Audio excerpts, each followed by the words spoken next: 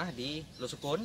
Teman-teman bisa lihat rumahnya dari luar. Ini rumahnya memang sudah mereng begitu dan mudah-mudahan nggak jatuh ya, tapi ini sangat kritis saya lihat rumahnya. Ayo kita masuk ke dalam. Ini memang langsung tanah dan saya memprediksi ini memang baru nggak banjir mungkin, tapi baru kemasukan air mungkin karena hujan ya.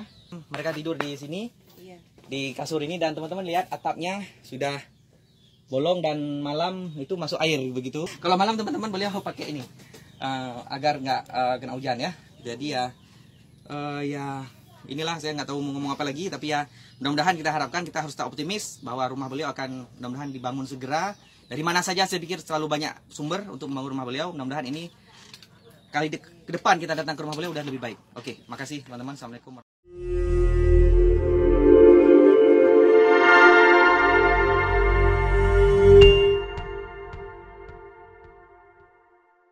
Assalamualaikum warahmatullahi wabarakatuh. Sahabat, bahagia sekali bisa bertemu kembali dengan saya dalam kegiatan podcast bersama Ketua DPRK Banda Aceh.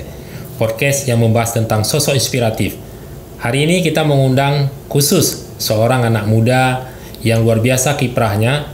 Meskipun beliau seorang ASN, aparatur sipil negara, tapi sangat peduli dengan kondisi masyarakat, khususnya kelas bawah. Oleh karena itu, kita berharap melalui diskusi ini akan bisa membagi inspirasi dengan kita apa yang mendasari sehingga sosok kita ini bisa membantu sesama, memberikan kepedulian kepada sesama, meskipun menghadapi banyak tantangan dalam prosesnya. Baik, segera kita sapa tamu kita hari ini, yaitu Bang Edi Fadil. Ya. Assalamualaikum Bang Edi. Waalaikumsalam warahmatullahi wabarakatuh. Alhamdulillah. Ini kita panggil Bang Edi aja ya. Apa aja? Masya Allah. Nah, ini ngomong-ngomong Bang Edi ini sebenarnya tugasnya itu di mana sebenarnya tuh? di DPMG ya, DPMG. ya bisa selemparan batu dari kantor inilah ya. Jadi kantor kita sebelah sana, DPMG, Dinas Pemberdayaan Masyarakat dan Kampung Aceh. Oh, iya, di iya, Bang Padang ya, seperti itu. Sejak kapan menjadi ASN Bang? 2014 akhir ya, 2014 akhir awalnya di Biro Hukum, kemudian pernah 2,5 tahun di Bapeda, kemudian ya sekarang di DPMG.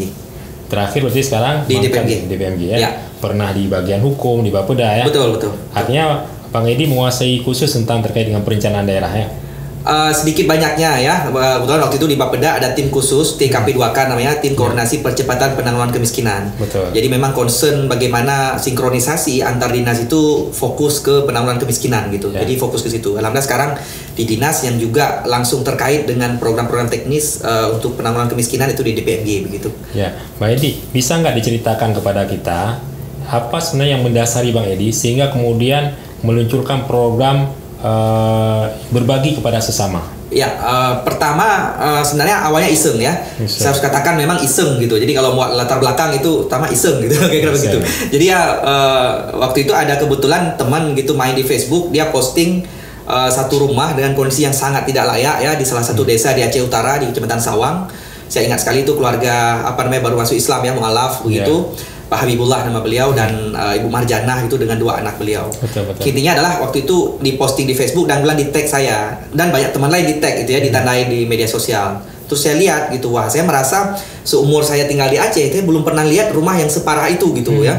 Jadi saya agak penasaran gitu ya. Rumahnya apa dari rumbia. Jadi dari batang rumbia gitu ya.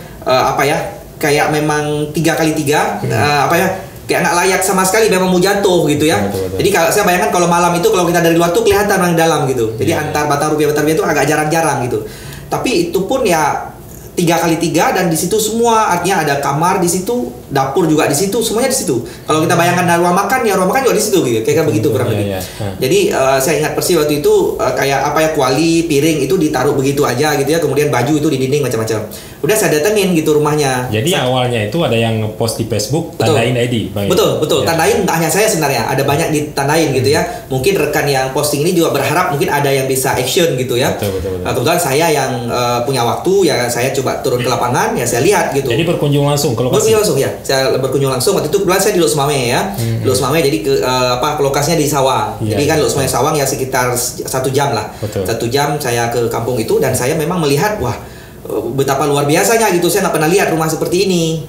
Lalu ya saya pikir apa saya bisa bantu apa? Saya duit nggak ada gitu kan. Waktu itu saya ingat gitu. Saya ingat ada di Eropa dan Amerika itu ada semacam pengumpulan dana publik namanya Ice Bucket Challenge. Ice Bucket Challenge. Bisa masih dilihat di YouTube, masih ada tuh. Artinya orang disiram pakai air es terus nyumbang gitu untuk penelitian penyakit gitu ya. Kemudian ada di Indonesia itu ada namanya I Like Dangdut. Jadi untuk pembangunan rumah sekolah di pedalaman di Jawa Barat, Pangandaran dan sebagainya itu ada I Like Dangdut event pengumpulan dananya. Orangnya ditantang bergoyang dangdut selama beberapa puluh detik terus nyumbang gitu. Bagi saya kan ini unik gitu. Orang disiram ke air es terus nyumbang. Orang goyang dangdut berapa detik, 10 detik misalnya terus nyumbang gitu kan. Saya teringat juga ada pepatah Arab mengatakan kalau kamu mau terkenal itu kencingilah sumur Zam-Zam, katanya begitu. Artinya itu kan nggak mungkin, tapi unik gitu. Artinya kira-kira begitu. Artinya saya belajar bahwa mungkin punya sesuatu yang unik. Melakukan sesuatu yang out of the box. Out of the box gitu yang orang nggak pernah lakukan untuk Anda itu mencapai tujuan. Waktu itu saya pikir apa ide unik saya ya, kira-kira begitu. Jadi ketika Bang Edi datang ke lokasi melihat langsung kondisi rumah ibu tersebut yang dari Rumbia, itu apa yang pertama terpikir di kepala? Pertama saya dalam kepala saya harus bantu ini orang. Nggak mungkin saya selaku muslim, selaku saudara gitu ya, artinya saudara sesama muslim satu daerah gitu, saya nggak bisa biarin orang dengan kondisi seperti ini gitu. Saya pikir waktu itu masa saya nggak bisa bantu gitu, apapun akan saya lakukan, kira begitu. Jadi tekad saya waktu itu memang ingin ini harus selesai gitu. Waktu itu ya berdasarkan tadi keunikan tadi, saya buatlah postingan di Facebook. Saya buat judul postingannya one like, one comment 100.000 gitu. Intinya adalah saya posting, saya minta izin sama ibu tadi, sama bapak tadi, saya posting di Facebook saya, terus saya minta publik, seakan-akan saya buat aturan ke publik, siapapun yang nge-like status saya itu wajib, dalam tanda kutip ya, wajib nyumbang 100.000. Nggak terpikir misalnya Bang Edi, misalnya tadi kan ini kan ada pemerintah, Aceh Utara atau pemerintah Aceh mungkin. Nggak terpikir mungkin coba sampaikan bisa ada advokasi. Kenapa langsung ini galang dari masyarakat? Pertama saya pikir ya bagaimanapun pemerintah ada mekanisme ya, ada mekanisme, ada birokrasinya yang memang harus kita hormati ya, ada sistem segala macam, nggak bisa simsalabim gitu, nggak bisa cepet gitu. Jadi saya melihat ini darurat gitu, ini nggak mungkin mereka tinggal di sini. Saya bayang ini kalau rumahnya jatuh gimana, atau tengah malam misalnya hujan terus jatuh misalnya gimana. Saya pikir pokoknya harus gitu, kira-kira begitu kurang lebih ya. Sehingga saya buatlah tantangan seperti itu. Dan waktu itu memang iseng aja, saya nggak yakin pun ada orang mau nyumbang. Kenapa waktu itu kan ya nggak, waktu itu sampai sekarang saya pikir ya penipuan di media sosial itu kan banyak ya, orang memanfaatkan media sosial untuk nipu orang macam-macam. Tapi luar biasanya rupanya ada orang yang yakin gitu, ada orang yang nyumbang. Saya pikir wah ini benar juga nih, serius juga nih orang gitu kan. Sebelumnya ada pernah nggak galang dana? Belum pernah sama sekali. Ya karena ada beberapa orang yang nyumbang, akhirnya saya ya inbox orang-orang lainnya yang udah nge-like, udah kasih like di status saya itu untuk menyumbang. Saya bilang, Bapak yang terhormat segala macam, Ibu gitu segala macam, sesuai aturan status mohon menyumbang ke rekening ini gitu.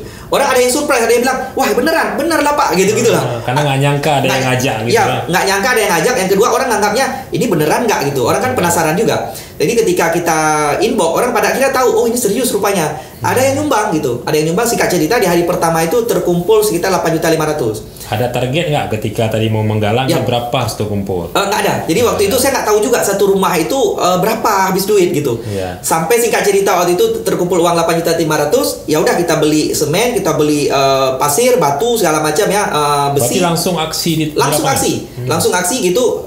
Tapi besok paginya belinya. Ya hari pertama itu pagi saya ke situ, saya posting duhur sampai malam tuh 8.500.000. Besok pagi saya ke lapangan lagi, ada tukang, saya fotoin semua materialnya, terus saya posting lagi. Teman-teman, berdasarkan yang kemarin tantangan one like one comment itu udah terkumpul duit segini dan ini barangnya. Nah singkat cerita tuh orang pada nyumbang luar biasa lagi. Nah singkat cerita dalam 3 minggu terkumpul uang sekitar hampir 40 juta. Rumah terus jalan, bangun dan sebagainya. Berarti setelah dilakukan progresnya disampaikan kepada masyarakat. Betul. Jadi di posting itu di media sosial, di Facebook saya, jadi orang tahu, oh ini uang saya loh. Misalkan ada orang mau Muhammad Ali misalnya, ada orang nggak mau taruh nama, hamba Allah MA, dia tahu oh itu uang saya 300.000 misalnya. Berarti gitu. Adanya transparansi itu mengundang partisipasi masyarakat semakin meningkat ya? Oh pasti. Jadi memang orang tahu dan harus cepat gitu ya. Orang kan, misalnya saya nyumbang nih untuk sesuatu, misal pembangunan apa. Saya tentu secara alamiah saya pikir senang andai kata sumbangan saya cepat digunakan, dimanfaatkan. Dibanding misalnya tahun depan dan kita nggak tahu, nggak bisa update gitu. Menurut saya salah satu hal yang buat orang itu tertarik, kenapa? Karena kita cepat dan transparan gitu. Plus penerimanya tepat sasaran. Berapa lama itu waktu dibutuhkan untuk menyelesaikan pembangunan rumah? Rumah sekitar 2 bulan waktu itu. 2 bulan. apa yang terbayang dalam benak Bang Edi Betul. atau yang terpikirkan ketika bisa menyelesaikan rumah itu dan menyerahkan kunci kepada ibu? Oh, luar biasa, bahagianya luar biasa. Saya nggak duga ya, ternyata bisa ya dari media sosial supaya kita bisa bangun rumah gitu kan. Saya kadang-kadang bayangkan rumah itu kan mahal ya, mahal puluhan juta segala macam. Kita kumpulin 100.000, 200.000 gitu. Gimana ya bisa dapat sampai 40-an juta gitu. Tapi ternyata bisa gitu. Dan itu rumah pertama, dan bayangin hari ini kita udah bangun rumah ke 214. 214? Iya, 214. Sejak 2015? Iya. Berarti kalau sekarang 2023 udah 8 tahun sekitar 8 tahun, betul. Berarti rata-rata per tahunnya sekitar 25? Iya, sekitar itulah. Jadi rata-rata sebulan itu sekitar 2 rumah. 2 rumah? 2 atau 2,5 rumah lah, kira-kira kalau kita rata-ratakan. Nah, kembali ke cerita tadi Pak Edi. Setelah menyelesaikan rumah yang pertama di Sawang tadi, apa kemudian terpikir apa ini perlu kita lanjut atau udah stop aja gitu? Nggak terpikir untuk lanjut karena memang ini insidental ya. Artinya saya pun ke Sawang ini kebetulan aja dan pun iseng gitu. Jadi saya tidak pernah merencanakan akan bangun rumah kedua. Udah selesai satu rumah, selesai udah gitu. Tapi rupanya ada teman gitu, Pak Abdullah namanya. Sekarang beliau doktor di ITS ya. Beliau WA saya, beliau mengatakan bahwa ada satu kepala keluarga perempuan janda begitu dengan banyak anak, yang anaknya putus sekolah, rumahnya itu sudah sangat mengenaskan gitu. Kalau banjir, air segala macam ini itulah. Dan waktu itu saya merasa wah, apa saya bangun rumah lagi dan enggak gitu kan. Singkat cerita saya ke rumah itu gitu. Saya ke rumah itu dan mohon maaf mungkin saya cerita aja. Waktu itu beliau sebenarnya masuk ke dalam salah satu penerima bantuan dari salah satu sumber lah ya gitu ya. Tapi rupanya ada oknum yang mintain duit ke beliau gitu, mintain duit sehingga beliau nggak sanggup bayar, sehingga beliau menjadi tidak lagi jadi penerima, kira begitu. Singkat cerita begitu. Jadi saya merasa, waduh ini sayang sekali ibu ini, harusnya dia dapat rumah, tiba-tiba karena dimintain duit oleh oknum gitu yang nggak bertanggung jawab, jadi nggak jadi menerima gitu. Ya udahlah, saya Bismillah ya, saya bilang waktu itu ya udah bang kita coba galang lagi gitu. Tapi melalui nggak one like one comment lagi, saya buka aja dukungan donasi, siapa mau nyumbang silakan dan sebagainya. Singkat cerita itu dalam tempo 10 jam itu terkumpul 65 juta untuk rumah kedua. Untuk rumah kedua. Jadi waktu itu saya bulan ingat sekali lagi nyetir itu bulan rumah beliau itu agak di sekitar Bayu ya, Lira Bayu.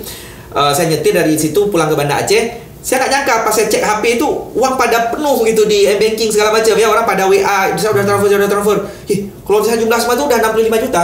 Sehingga saya buat pengumuman di Facebook. Berapa lama waktunya itu? Ya sekitar 10 jaman gitu. Antara berhenti segala macam, di mana saya berhenti di tempat teman macam-macam, pokoknya nyampe Banda Aceh agak malam. Saya tuh udah lihat saya nggak nyangka gitu. Saya nggak nyangka ada yang nyumbang. Rupanya itu sekitar 65 juta dan saya sampai buat pengumuman udah cukup gitu. Saya bingung juga kan, duit banyak ini segala macam. Jadi seperti itu. Jadi rumah kedua selesai. Kan tadi satu rumah habis sekitar 42 sampai 45. Jadi kan ada sisa duit 20 juta gitu. Jadi saya bingung nih uang 20 juta mau saya kemanain gitu. Karena nggak terpikir mau lanjutin lagi. Iya, saya nggak terpikir untuk lanjutin lagi. Sehingga dengan otomatis ada teman lagi ngelapor karena uang lebih. Mereka lapor, bang ini kan abang lebih duit nih rumah kedua. Itu kan cobalah kita pakai ya untuk rumah ini gitu. Saya waktu itu rumahnya di Menasahna di Luk Sukun. Bang kita bangun aja rumah ini gitu, parah sekali rumahnya. Ya udah saya pakailah uang 20 juta itu plus saya galang lagi, terkumpullah uang lagi. Jadi secara nggak sengaja begini jadinya 3, 4 sampai sekarang udah 214. Nah, baik gitu. Ini luar biasa dalam tempo 8 tahun bisa membangun 214 rumah ya. Nah, apa ini kan kita dengar nih programnya adalah program Cet Langit. Cet Langit itu kan mewarnai langit, mustahil. Apa yang mendasari Bang Edi sehingga memberikan nama program bantuan rumah untuk duafa ini program Cet Langit? Ya, pertama saya tidak pernah kasih nama ya. Saya tidak pernah kasih nama dan tidak pernah ada keinginan untuk kasih nama memang. Jadi ceritanya pas rumah ke-23 itu ada seorang wartawan senior Aceh. Berarti 22 rumah sudah dibangun? Sudah dibangun. Berapa lama itu waktunya? Saya lupa itu. Saya lupa itu sampai ke nomor 22. Intinya pas kita bangun rumah ke-23, ada wartawan asal Aceh di nasional, beliau wartawan senior, chat saya, inbox di Facebook. Masih ada nih chatnya kalau saya buka HP. Beliau tanya, Edi, itu kan kamu bangun rumah banyak tuh katanya. Apa nama kegiatan kamu atau nama yayasan atau nama apapun? Saya bilang, bang nggak ada namanya. Saya bilang, kenapa nggak ada namanya? Saya bilang, bang saya nggak mau beban. Saya bilang. Jadi saya kerjain kapan saya suka. Saya bilang kalau capek saya tinggal istirahat dan ya kalaupun saya tinggalin nanti saya nggak ada beban. Saya bilang nggak ada nama. Terus dia bilang ya juga ya, tapi katanya gini Edi, tapi kan harusnya ada nama gitu. Bagusnya ada identitas katanya. Oke Edi, mungkin pembangunannya lancar. Kalau nggak lancar nanti gagal, misalkan rumahnya nggak selesai, kamu kesannya nggak tanggung jawab kata beliau. Intinya beliau kasih argumentasi agar kasih nama lah gitu. Saya tetap argumentasi saya nggak perlu ada nama karena bagi saya itu saya ini santai aja, bukan hal yang serius sekali. Lalu saya bilang ke beliau, karena beliau agak bukan ngotot ya, tapi sangat mengunjurkan agar ada nama. Saya bilangnya ke beliau, bang, kalau gitu abang aja kasih nama, saya bilang. Udah, beliau kasih nama, gimana kalau nama Cik Langit? Saya nggak mikir, saya langsung bilang, ya udah, boleh, saya bilang. Ya udah, dari situlah namanya Cik Langit terus. Makanya kadang-kadang orang pikir, Edi Fadil Cik Langit. Kadang kan orang pikir apa gitu kan. Tapi saya nggak peduli sih. Bagi saya yang nama nggak begitu penting ya. Dan itu pun nama karena saya menghormati senior ini. Ya udah, saya bilang bungkus bang, silakan. Ya udah, dari hari ini namanya Cik Langit, saya bilang. Berarti sejak setelah itu pembangunan rumah penggalangan dilakukan namanya program Cik Langit. Iya, orang nyebut. Saya sendiri nggak pernah nyebut sebenarnya. Ya bagi saya ya udahlah, orang nyebut Cik Langit ya udah nggak apa-apa. Saya sendiri nggak pernah bilang ini gerakannya Cik Langit, saya nggak pernah bilang sebenarnya. Bagi saya ya kalau orang mengenal saya misalkan Edi Fadil sebagai apa, paling pegiat media sosial saya taruh. Nggak pernah saya taruh misalkan Cik Langit gitu, nggak pernah. Bagi saya orang mau nyebut apa aja ya nggak apa-apa gitu. Oke. Baik Bang Edi. Nah, kita kembali bahwa tadi Bang Edi sudah menyelesaikan 23 rumah di awal tadi, sehingga kemudian muncul ide dari teman yaitu Cik Langit. Iya. Ada nggak kepuasan batin ketika bisa membantu sesama itu? Oh sangat. Itulah yang membuat apa ya, kayak aditif ya. Kalau menurut saya aditif, kayak orang merokok, kalau nggak merokok itu nggak enak ya. Sebenarnya itu dapatnya kenapa? Ketika kita dapat ekspresi orang-orang yang dulu itu, misalnya saya sering dapat ibu-ibu yang misalnya ketika hujan dia harus mengungsi ke rumah tetangga banyak. Ketika hujan dia harus ke sudut tertentu sama anak-anaknya, karena kita bangun banyak rumah itu, maaf, janda misalnya, banyak anak gitu ya. Yang ketika hujan dia itu harus ke sudut tertentu yang emang itu nggak kena air gitu. Tapi ketika dia ada rumah baru itu, aduh saya nggak bisa gambarkan betapa bahagianya mereka gitu. Ada anak-anak yang juga kita kasih beasiswa. Kemudian ada praktik yang kita nggak nyadar juga di rumah pertama, 2, 3 dan berikutnya itu kita selalu temukan anak-anak putus sekolah gitu. Habis itu makanya kita ada program baru sebenarnya. Selain rumah kita ada beberapa program ya. Selain itu beasiswa. Nah itu kebahagiaan itu sebenarnya yang begitu luar biasa gitu yang kita rasakan ketika kita bisa membantu sesama sebenarnya Pak Ketua. Jadi itu yang membuat dorongan untuk ya sebenarnya kalau bicara misalnya saya kan ASN ya, Senin sampai Jumat gitu. Kadang-kadang Sabtu Minggu saya ke lapangan gitu. Sebenarnya itu gitu. Jadi ada semacam hal yang nggak ternilai sebenarnya kebahagiaan itu. Minggu itu biasanya keliling ya ke luar Banda Aceh. Tidak selalu, tapi ada kadang-kadang kami Sabtu Minggu ke lapangan. Kenapa? Karena sejak Senin sampai Jumat di kerja ya.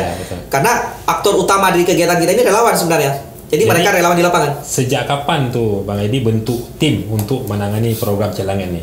Nah ini memang kegiatannya alamiah aja. Sebenarnya nggak dibentuk secara formal khusus ya. Misalnya rumah pertama itu saya kan tinggal di Banda Aceh ya. Waktu itu kebetulan ada teman di sekitar rumah itu namanya Bang Tarmizi. Ya Bang Tarmizi. Beliau itu saya bilang, Bang Tarmizi, ini kan saya kan balik ke Banda Aceh. Saya bilang, Bang tolong bantuin lah. Nanti kalau ada pengawasan macam-macam abang ya. Oke udah. Jadilah relawan pertama. Rumah kedua Pak Abdullah tadi yang saya cerita tadi, kebetulan beliau yang usul. Biasanya siapa yang usul, saya langsung minta beliau untuk jadi relawannya. Bang, abang kan mau dukung ini, saya tugas jadi duit, saya bilang. Abang kan nggak mau abang tanggung bantuin orang, saya bilang. Ya tolonglah abang kawal sampai rumah ini selesai, abang relawannya dan nggak kita gaji, saya bilang. Mau. Rumah ketiga juga Bang Abdullah nih. Rumah keempat saya lupa siapa, tapi itu alamiah aja. Misalkan ada teman yang kirim rumah, foto rumah ke saya via Facebook. Ya udah, siapa yang kirim tuh saya minta nomor HP-nya, saya telepon. Biasanya diverifikasi atau siapa aja yang kasih kabar langsung dieksekusi? Pertama verifikasi ada yang langsung, ada yang enggak. Karena kalau langsung saya juga nggak sanggup pulang pergi Banda Aceh di daerah ya, segala macam. Tapi saya pasti minta nomor HP kecil biasanya. Siapa yang ngusul saya, Bang minta nomor HP kecil, boleh. Saya telepon kecilnya. Paling utama saya tanya, Pak, ada nggak rumah yang lebih jelek dibanding rumah ini di kampung ini? Segitu aja. Karena apa? Kalau ada misalkan, banyak yang lebih jelek. Saya khawatir nanti program kita akan ribut di lapangan. Kok sini yang dibangun? Verifikasi awal kita tanya, ada yang lebih jelek dari ini? Yes, sesimpel itu. Jadi sesimpel itu tanya aja, Pak Kecil, ada nggak rumah yang lebih jelek dibanding rumah ini? Dan rata-rata itu, rata-rata menjawab, nggak ada, dia ini memang yang paling parah. Jadi aman kita. Artinya tepat sasaran ya? Betul. Jadi kalau kita bangun pun kita bangun pun aman, kenapa? Nggak ada orang lain yang akan protes gitu. Ya udah, makanya udah kita, kalau teman-teman tuh lihat di medsos saya, lihat itu rumah yang kita bangun, kadang-kadang nggak nyangka itu ada rumah seperti itu di Aceh. Karena memang apa yang kita cari itu memang rumah yang paling parah. Makanya kemudian mengundang simpati dari teman-teman di Facebook ya. Nah betul sekali. Jadi orang pada secara psikologis mungkin ya, orang melihat, wah sayang ya ini kayaknya nggak pernah kita bayangin ada rumah seperti ini. Ada anak berapa misalnya yang mungkin ya kita biasa anak kita belajar dengan nyaman gitu ya. Kalau anak-anak ini gimana belajarnya, misalnya lantainya tanah. Itu rata-rata rumah yang kita bangun. Pertama indikatornya lantai tanah, kemudian dinding dari tepas atau dari kayu kualitas rendah, kemudian atap itu dari daun-daunan. Itu 3 hal paling utama kita ini kan. Jadi dibuat indikator itu 3 hal itu ya. Kemudian apa? Kita utamakan yang tidak ada kepala keluarga laki-laki. gitu. Ataupun ada kepala keluarga laki-laki tapi dalam kondisi yang tidak lagi produktif. Misalnya maaf, sakit menahun misalnya, nggak bisa lagi cari kerja dan sebagainya. Gitu-gitu. Jadi sangat-sangat terpilih, sangat selektif. Kenapa? Yang kita bangun nggak banyak. Jadi kita bangun sebulan 1 atau 2. Jadi kita harus pastikan betul yang kita bangun betul-betul sangat tepat sasaran gitu. Jadi makanya kita sabar. Misal contoh gini, ada teman yang kirim, ini ada rumah parah sama parahnya, tapi rumah ini anaknya 3. Ada rumah berikutnya itu sama parahnya, anaknya 4. Kita akan pilih yang 4. Karena apa? Lebih banyak jiwa yang tertolong ketika kita bangun ini gitu. Kalau ini cuma 3, sampai segitunya kita buat seleksi gitu. Itu bagian dari verifikasi lokal teman-teman relawan ya. Betul. Nah, tadi kan disampaikan bahwa Bang Edi ini kan profesi utama kan seorang ASN di pemerintah Aceh. Sementara ada banyak kondisi lokasinya itu kan di luar Banda Aceh. Betul. Ini bagaimana Bang Edi membagi waktu antara pekerjaan utama sebagai ASN, kemudian juga punya keluarga dengan tadi niat tekad untuk berbagi kepada sesama. Tuh, yang pertama sebenarnya fungsi saya lebih ke kalau istilah dulu ada HP ya, HP Nokia dulu. Dia ada istilahnya connecting people ya. Dia ada moto Nokia ini connecting people. Jadi sebenarnya fungsi saya itu connecting people itu. Jadi sebenarnya saya juga jarang turun ke lapangan. Tapi andalan kita relawan. Jadi sebenarnya saya adalah berdiri di tengah antara dermawan kasih duit ke saya kasih duit ke relawan. Dermawan ini pegang saya pegang relawan gitu. Jadi saling pegang gitu, saling mempercayai gitu. Ya, kebetulan dermawannya percaya sama saya percaya sama relawan. Jadi sebegitu aja. Jadi sebenarnya bagi waktu nggak sulit. Kenapa? Karena saya memang tidak ada di lapangan. Yang ngontrol di lapangan teman-teman relawan gitu. Berarti ini kan gaya khas anak-anak milenial, memanfaatkan kemajuan IT, teknologi untuk memudahkan memberikan bantuan kepada yang lain. Betul sekali. Jadi teman-teman kadang-kadang ada yang live di lapangan, ada yang kirim foto, dan kita via WA aja, via WA interaksinya ya. Kemudian kalau dengan donor itu ada via email, via WA macam-macam. Ada program beasiswa, misalnya kami nggak pernah posting. Makanya kalau teman-teman lihat di Facebook saya nggak pernah satupun ada wajah anak. Karena bagi saya wajah anak itu tidak untuk ditampakkan di media sosial, apalagi anak yang kita bantu ya, sayang mereka. Jadi itu komunikasinya via WA sama email aja. Jadi gitu. Motivasi seorang berbagi, membantu itu bukan karena rasa kasihan ya. Tapi memang kita harus berbagi memang untuk sesama. Betul, bagi saya itu sebuah perwujudan syukur ya. Syukur itu ya, saya bayangkan misalnya, oke, kita hari ini bisa kuliah loh. Kenapa kita kuliah? Karena memang mungkin orang tua kita mampu ya. Selain juga tekad dari kita yang luar biasa. Kemudian hal mungkin kita lahir di tempat memang aksesibilitas kita kepada pendidikan itu mungkin gitu. Saya sangat sering jalan ke daerah-daerah sangat pedalaman. Misal saya pernah ke Simpang Jernih. Simpang Jernih itu dari Lokop itu naik perahu 2 jam lagi sampai ke situ. Bayangin anak-anak di situ untuk bercita-cita kuliah SMA saja, sekolah SMA saja itu sulit. Kenapa? Mereka harus pakai perahu ke sekolah gitu. Atau mereka ke Langsa gitu yang harus ngekos. Bayangin loh, SMA aja harus ngekos gitu. Atau ke Pameng. Saya Pameng udah 2 kali ke Pameng. Itu Pameng itu kalau dulu, sekarang udah bagus jalannya. Dulu itu kita jalan kalau hujan belum tentu bisa pulang. Nah kayak begitu. Mereka sekolahnya kemana? Ke Angkop sini. Angkop tuh jauh 3 jam. PP itu 6 jam. Nggak mungkin mereka sekolah gitu untuk SMA-nya. Nah artinya apa? Kita hari ini ada di kondisi yang sangat baik. Bisa kemana-mana, bisa ke sekolah kemana-mana, bisa dapat dosen yang hebat-hebat, bisa dapat fasilitas hebat. Bagi saya satu perwujudan syukurnya adalah apa? Ayo kita pikirin ke saudara kita yang mungkin tidak sebagus kita fasilitasnya. Mungkin mereka lahir di pedalaman. Kita kan nggak bisa milih lahir di mana. Nah kira-kira begitu. Jadi bagi saya itu sebuah perwujudan syukur. Ayo kita manfaatkan waktu, tenaga untuk kita bisa kontribusi apa ke mereka. Dan itu tidak harus uang. Lagi tidak harus uang. Kadang-kadang ya kita ngomong ke pejabat berwenang juga bisa bantuan kan. Misalkan contoh gini, kami buat rumah, buat sekolah. Itu yang gambar rumah kami itu arsitek hebat itu, yang gambar Simpang 5. Itu Dr. Zulhadi Saputra namanya. Beliau lagi doktor di ITB sekarang. Itu setiap apapun yang kami lakukan selalu beliau yang gambar. Beliau gambar dan free gitu. Jadi tidak harus uang. Kadang-kadang jasa. Kontribusinya bisa dengan ilmu, dengan ini ya. Persis. Kadang-kadang dengan jaringan dia kasih tahu. Misalkan contoh gini Pak Ketua. Saya ada donor hari ini itu 70% saya tidak pernah kenal. Kalau saya rata-rata ada yang sebagian besar yang memang nggak kenal. Nggak kenal. Yang terjadi seperti apa? Saya kenal Bapak misalnya. Bapak rekomendasi ke teman Bapak. Saya nggak kenal teman Bapak ini, tapi teman Bapak percaya sama Bapak. Bapak percaya sama saya. Jadi saling merekomendasi. Saya pada akhir beliau kirim langsung ke saya. Saya nggak kenal beliau ini. Nah, pada itu yang terjadi gitu. Jadi saling merekomendasi, saling mempercayai, saling menyemangati kayak begitu. Jadi itu yang terjadi gitu. Bang Edi, ini kan Bang Edi bergelut dalam tanda kutip bisnis kepercayaan. Artinya kan merawat trust kepercayaan orang. Ada yang tadi nggak kenal, mereka juga ada yang kenal. Bagaimana ini menjaga kepercayaan dari para donatur atau teman-teman yang mau berpartisipasi dalam program Celangin? Betul. Pertama untuk menjaga kepercayaan, menurut saya ada rumus sederhana yang itu secara alamiah saya dapat di lapangan ya. Untuk Anda dipercaya sama orang, Anda tuh harus mempercayai orang. Bagi saya itu rumusnya. Contoh gini, Pak Ketua, saya ada relawan kami yang di lapangan ini, yang mereka itu berpeluh-peluh keringat di lapangan itu untuk kontrol pekerjaan dan sebagainya, dan itu tidak digaji. Dan menariknya, relawan ini awalnya saya juga nggak kenal. Mereka itu via media sosial aja, kirim, saya telepon, rata-rata itu saya kirim duit duluan tuh 15 juta ke mereka. Tuh saya kirim 15 juta, rata-rata itu terkejut mereka. Bang, gimana nih abang nih, kita kan belum kenal. Kita kan belum jumpa. Jadi relawannya berganti-ganti. Ganti-ganti. Ada ganti-ganti, ada yang itu misalkan tergantung lokasi. Kalau dia dekat bisa akses relawan itu juga. Kalau tiba-tiba relawannya jauh ya udah orang lain gitu. Yeah. Nah, balik lagi yang tadi. Nah, Bang, gimana nih abang bisa percaya uang segini banyak? Kita kan belum pernah jumpa. Saya bilang, "Enggak apa-apa," saya bilang. "Saya percaya abang," saya bilang. "Toh orang yang kirim uang ke saya miliaran itu," saya bilang, dia juga nggak kenal saya bilang. "Kenapa dia percaya saya?"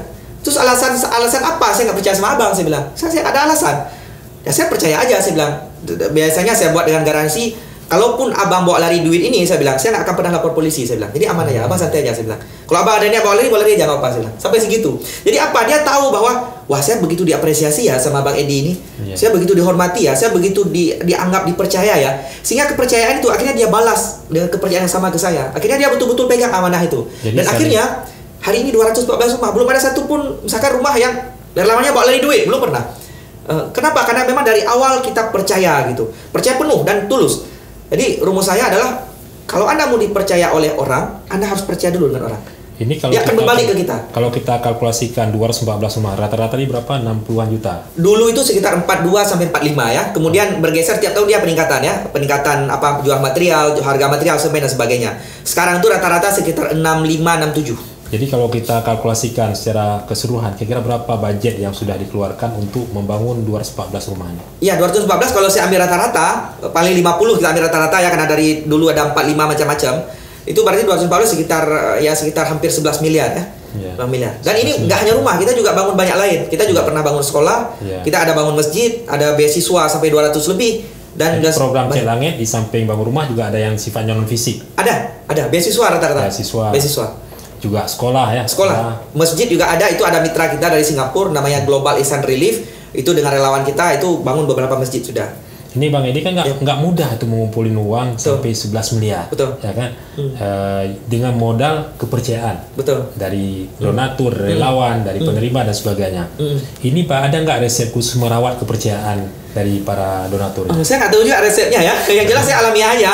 Jadi alamiah aja, maksudnya ya kita ya nature aja gitu ya.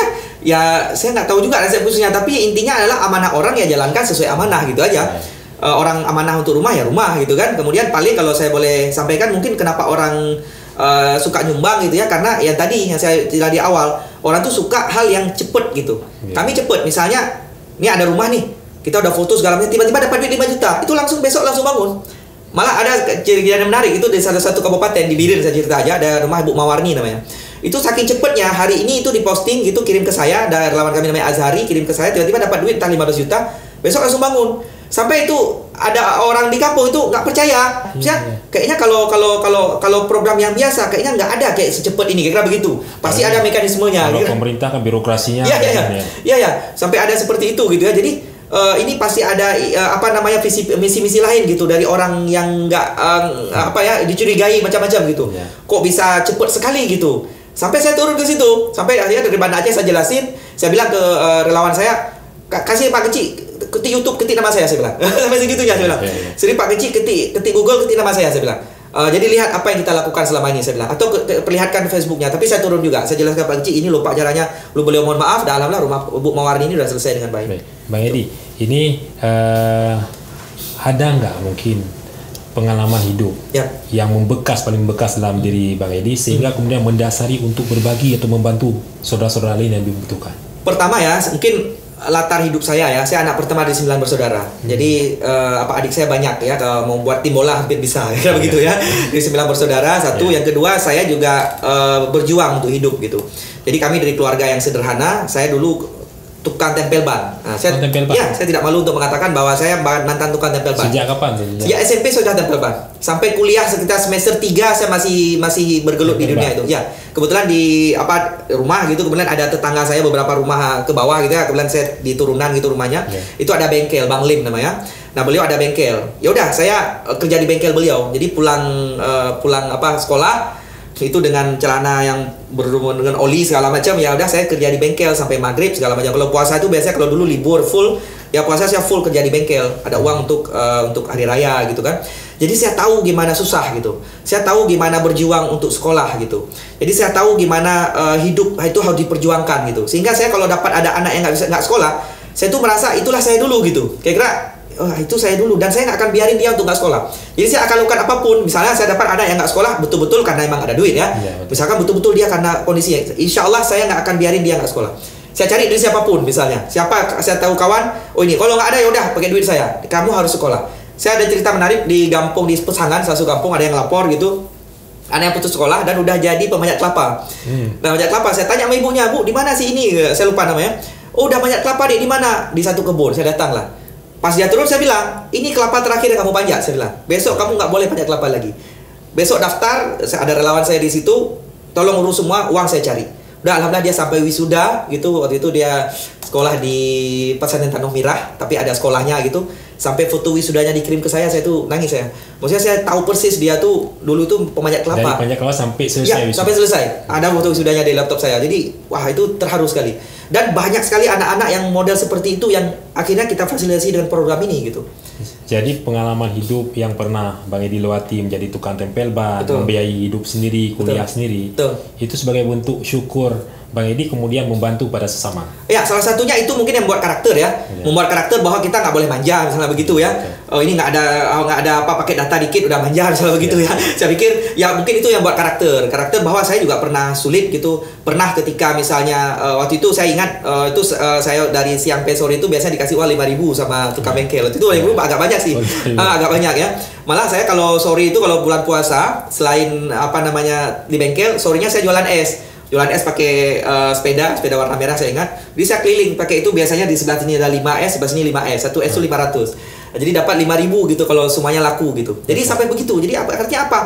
Saya tuh ya paling itu menjadi semacam dasar bagi saya bahwa hidup tuh harus diperjuangkan memang. Hidup tuh nggak boleh manja, dan pada akhirnya saya itu mungkin membentuk karakter bahwa ya saya pernah kayak gitu, saya mau jangan ada anak yang seperti itu lagi. Jangan ada anak misalnya yang dia sampai putus sekolah gara-gara orang tuanya nggak sanggup. Anda harus mampu gitu. Mungkin untuk mengantarkan dia mampu, nggak mungkin juga dia langsung kerja gitu ya. Mungkin ya tugas kita untuk bantu dia pertama untuk masuk sekolah dulu.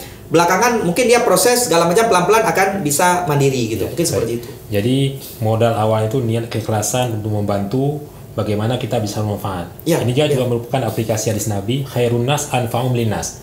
Sebagai manusia lah yang bermanfaat bagi saudaranya. Luar biasa Edi Fadil, masih muda, punya profesi utama sebagai seorang ASN, tapi mau peduli kepada sama dengan merawat kepercayaan. Alhamdulillah para sahabat semuanya, sehingga dalam tempo 8 tahun kerja keras beliau ingin membahagiakan sesama, bisa menyelesaikan 214 rumah. Juga ada program-program yang lain, beasiswa, membangun masjid, membangun fasilitas-fasilitas masyarakat. Ini luar biasa. Terima kasih Edi Fadil sudah terima kasih ya. Hadir dalam kegiatan podcast bersama Ketua DPRK Banda Aceh. Insya Allah di kesempatan lain kita bisa berbagi inspirasi lagi. Terima kasih. Sahabat, demikian podcast kita hari ini. Semoga banyak yang kita diskusikan bermanfaat, menjadi inspirasi bagi kita, sehingga insya Allah kita akan terus tetap berkontribusi membantu sesama, dan itu merupakan wujud syukur kita atas berbagai anugerah yang Allah berikan pada kita. Demikian, Assalamualaikum warahmatullahi wabarakatuh.